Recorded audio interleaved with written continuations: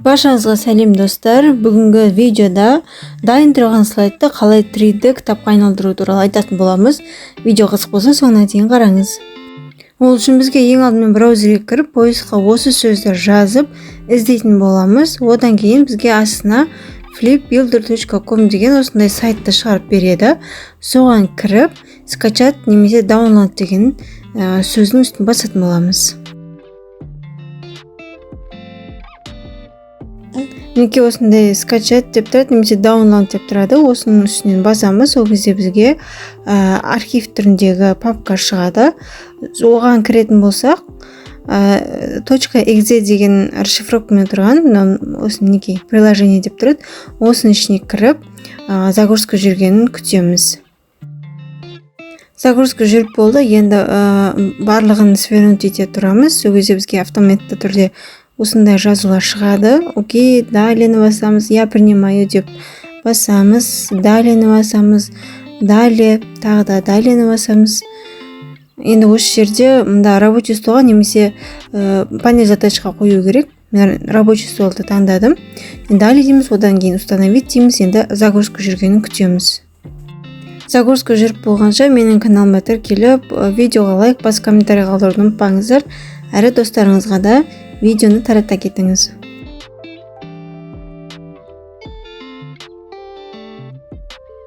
Загрузка жүріп болды, завершитті басамыз. Одан кейін бізге сәл күте тұрсақ, осы приложение ашылатын болады. Осы приложение арқылы өзіңіз дайын тұрған шаблондарды пайдалансаңыз болады, немесе жаңадан құруға болады.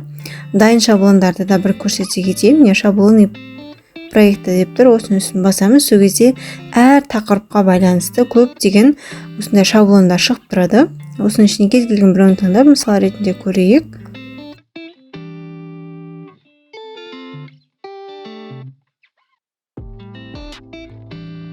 Мен кейбіреуін таңдадым. Бұл Валентин күніне арналған кітап екен. Осылай шетінен ғана бассақ, немесе стрелканы бассақ, осылай кітаптың беті ашылады. Неке осындай форматта примерно жасасаңыздар болады. Енді қазір біз дайын тұрған слайдты жасайық.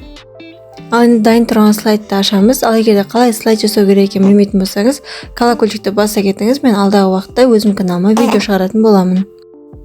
Неке слайдымызды ашып алдық. Енді меню жолын қарап отырсаңыздар, сонда дизайн деген сөз тұр. Соның үстін басамыз. Сонда размер слайдов деген тұр. Соны басамыз. Ең астында настройкасы тұр. Соған өтеміз. Сол жерден книжная деп өзгертеміз. Яғни бізге кітап түрінде керек, книжная. Окейді басамыз. Одан соң подбор размера дегенді басамыз. Солай мінекей кітап түріне қарай ауысады. Одан кейін файлға барамыз, ең жоғарғыда меню жолында.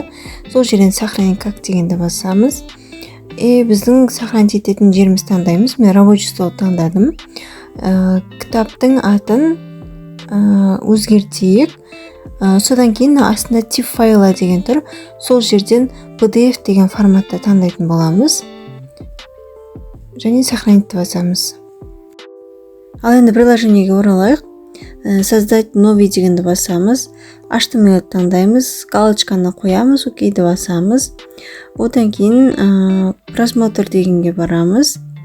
Біз қандай файл таңдаймыз, соны көру үшін осы просмотрға барамыз. Мен рабочий столға сақтадым. PDF слайд деп тұрады. Соған барып таңдаймыз. Открытті басамыз. Енді импортировать сейчас деген кнопканы басып, толықтай загрузка жүргенін күтеміз.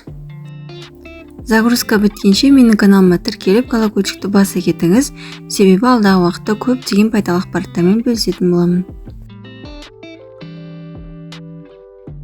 Мінекей кітапшамыз дайын. Енді өзгертулер енгізу үшін жоғарыдағы меню жолындағы редактировать страницы деген жерге барамыз. Енді тағы да меню жолына қарасаңыз море деп тұр. Соның ішіндегі добавить media player дегенді басамыз. Яғни сіз осы 5 түрлі форматтағы видеоны қоя аласыз.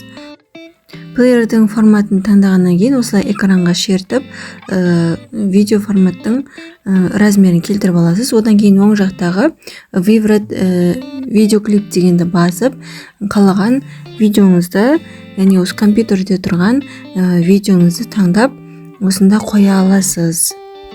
Енді келесі бетке өтейік. Тағы да мореге барамыз. Добавить видео YouTube дегенді таңдаймыз.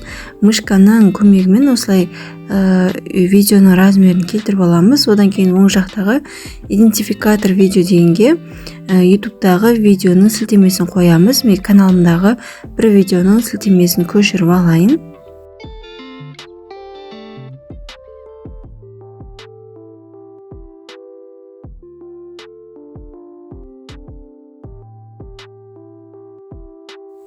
Сілтемені көшіріп алдым. Енді идентификатор видео деген жерге осы сілтемені вставить ететін боламын.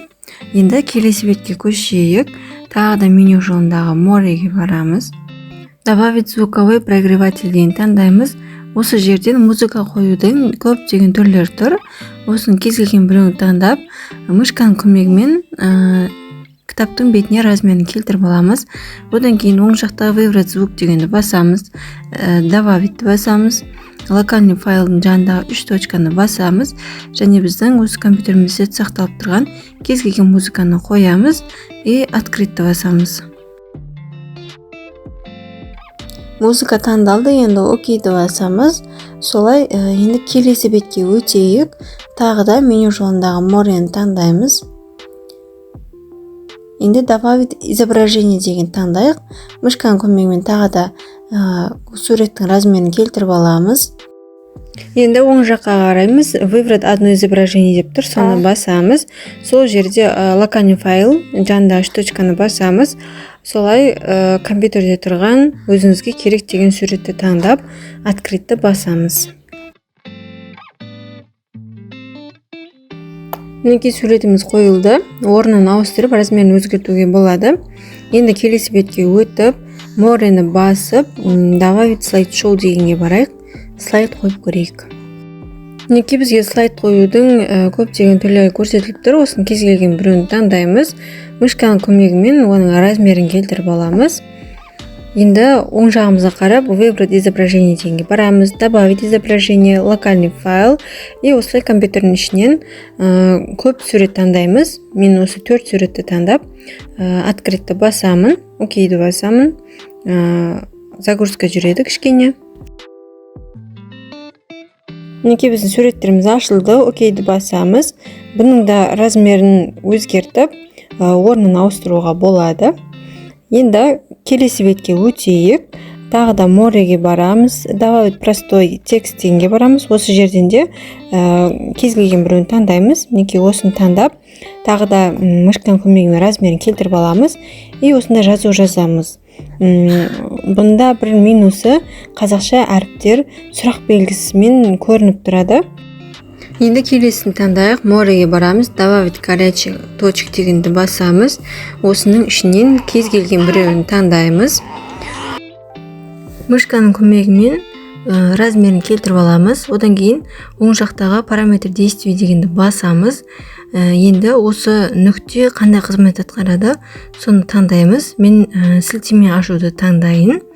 Солай YouTube'дағы бір видеоның сілтемесін көшіріп алып, анда ссылка деп тұрған жерге барып қоятын боламыз. Неге копировать еттім.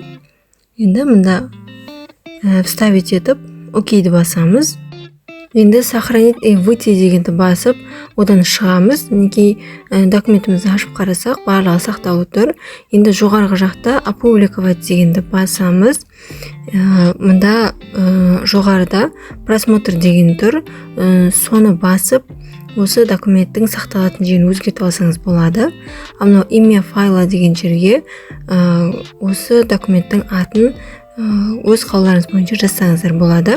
Мынау сол жақта неге HTML, .exe деп түрлі расшифровкалар тұр. HTML таңдаған дұрыс. Өйткені арасында біз интернетпен де жұмыс жасаймыз. Енді конвертировать дегенді басып, загрузка жүргенін күтеміз. Конвертация аяқталды. Енді открыть папку дегенді басып, документімізді ашып, тексеріп көрейік.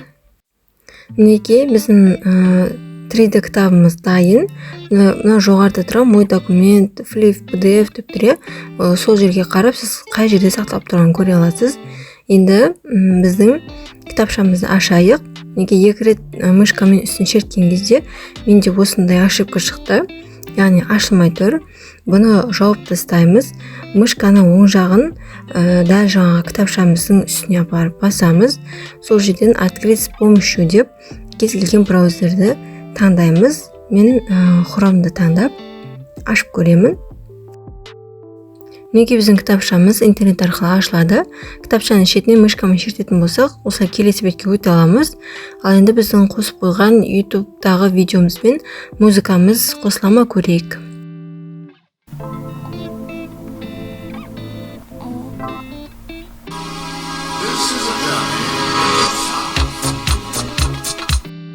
Мінекей музыкада, видеода барлығы қосылып тұр.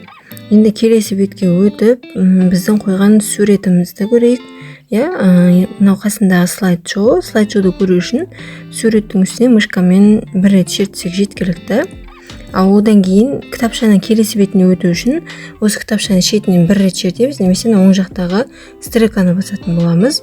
Бізде ең соңғы бетте қойған надписіміз тұр, Одан кейін мінекей айналып тұрған нүкте тұр. Осының үстін басатын болсақ, бізде YouTube'дағы видео шығу керек. Мінекей қосылды. Мінекей достар, сіздермен бірге 3D кітапшаны жасауды үйрендік. Егер де осы видео ұнаған болса, достарыңызбен міндетті түрде бөлісіп отырыңыздар, каналыма тіркеле етіңіздер.